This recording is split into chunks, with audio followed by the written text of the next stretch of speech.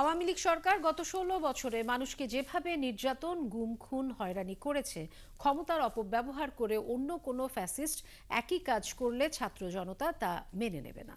মঙ্গলবার নারায়ণগঞ্জে ছাত্র জনতার এক মতবিনিময় সভায় কথা বলেন বৈষম্য বিরোধী ছাত্র আন্দোলনের সমন্বয়ক সার্জিস আলম।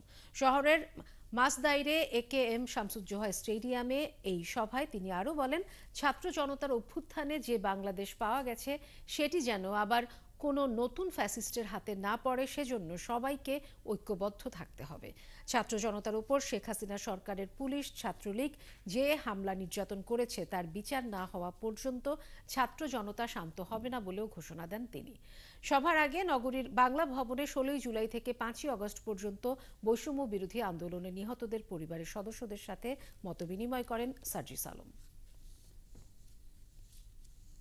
আপনাদেরকে স্পষ্ট করে বলে দিতে চাই, আমার যে ভাইদের উপরে, আমার যে বোনদের উপরে যারা হামলা করেছে, হোক পুলিশ, হোক ছাত্রলীগ, যুবলীগ কিংবা হাসিনার দোসর, তাদের বিচার দেখা না পর্যন্ত আমাদের শান্তি